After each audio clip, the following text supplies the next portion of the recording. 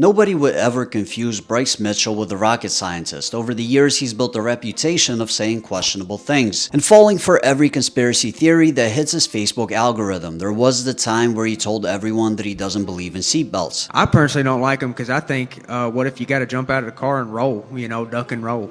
And nobody ever thinks about that. So I don't personally wear a seatbelt, but I grew up, my mom never wore one. I just don't believe in them. Or the time he dropped knowledge about why the earth is actually flat. So I'm telling you, the earth don't spin, it don't rotate, it don't orbit. The earth is stationary, it's huge, it's covered by a dome, and all the heavenly bodies, the sun, the moon, and the stars, which is actually differentiated in the Bible.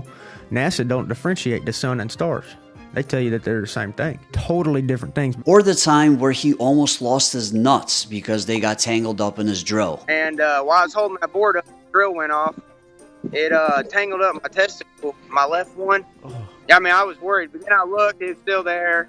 And my nut was all wrapped up. There was blood and semen leaking everywhere. What? And then I reversed the drill, and my left nut unwound. Bryce is one of those people where if you hear him speak once, you can pretty much guess what the rest of his views are. Because as any person of questionable intelligence that falls for everything he reads, he also falls victim to the Dunning-Kruger effect, where he greatly overestimates his competence in a given field, speaking with the confidence of somebody who is an expert. I think there's an applicable joke here. Ain't nothing worse than a smart dumb. And most just laugh at what he has to say, with a few treating him like a meme and egging him on, because they view his deadly serious rants as a source of mindless entertainment once they get clipped and reposted as Instagram reels. Do you believe that we evolved from monkeys?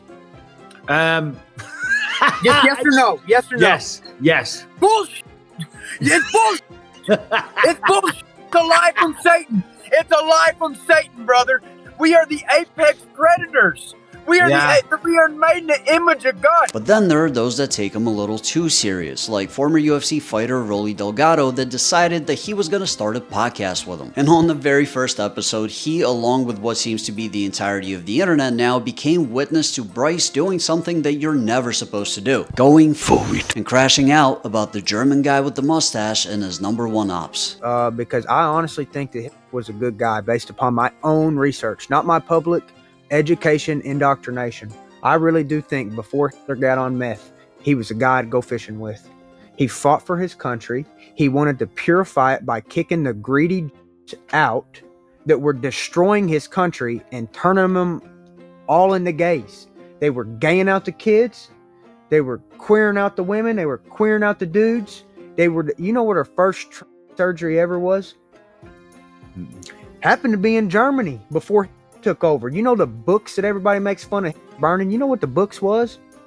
Queer books. Look at Rolly's face as Bryce is going through his rant. This is the look of a man that's going through an existential crisis and wondering what in the world compelled him to start this podcast. And to be fair to him, he did attempt to course correct the conversation, but by that point, there was no stopping the Bryce train. It's Elon is bad to take out a whole, to put a whole race into camps. Right. And that's what your public education will tell you, Rolly, because you believe your public education, because you haven't done your own research. When you realize there's no possible way they could have burned and cremated 6 million bodies, you're going to realize that they did not. The way this topic even came about was with the two discussing Elon Musk doing the Yahtzee salute at the presidential inauguration. And while I don't necessarily believe Elon is a dumb guy considering everything he's been able to achieve, I do think as rich as he is in dollars, he's equally as rich in the tism. And this was his attempt at trolling or trying to be funny, which backfired horrifically. But it also emboldened people like Bryce, who unironically held these views and looked at the gesture as a green light to let his thoughts fly, thinking that he was legitimately educating the masses because of the aforementioned Dunning-Kruger effect. And it's almost difficult to place blame on Bryce because of how legitimately stupid and gullible he is. Because he's one of those people that will regurgitate anything that riles him up without applying any critical thought. what. And had he grown up in a different part of the country, he would be saying things that are equally as stupid but laced with the ideologies that are opposite to the ones that he currently holds. He's a blank slate of ignorance, just waiting for somebody to tell him what to believe, and the more it goes against the accepted status quo, the more enticing he'll find it, because in his mind that makes it the real truth. I'd be willing to bet that when he was younger he probably got a lot of slack for it, but as he learned how to fight, people stopped engaging with him and let him speak to his heart's content without being challenged, which contributed greatly to the confidence he currently possesses as he vocalizes his stupidity. There's no evolution, there's no climate change, there's no... All these lies are told to children because they want to control you. Yeah, that's amazing, man. And seemingly, Dana White also seems to not hold Bryce's IQ in the highest of regards, as he tore him apart when addressing the situation, but also confirmed that he would not be punishing him as he believes in free speech. World War II was the deadliest war in history. 15 million military deaths, 45 million civilians, and 25 million soldiers were killed in World War II. Second of all, Hitler's one of the most disgusting and evil human beings to ever walk the face of the earth, and anyone that even tries to take an opposing position is a moron. We've obviously reached out to Bryce, and when we read what he said and let him know how we feel about it, I don't even, we're beyond disgusted. Does Bryce Mitchell face a punishment from the UFC for saying That's what everybody wants to hear about punishments. Free speech. I don't have to love it. You don't have to love it, you know. I agree with that, the free speech sentiment. Is there a concern, though, right, if he goes out and wins a fight and gets a mic? Well, that's the beautiful thing about this business. For all of you that hate Bryce Mitchell, you get to see him hopefully get his whooped on global television. You know where I am with free speech. We're disgusted by it. I think he's probably one of the dumbest, literally one of the dumbest human beings. And I could probably go on for 10 minutes talking about how dumb Bryce Mitchell is. But guess what? Bryce Mitchell has a podcast.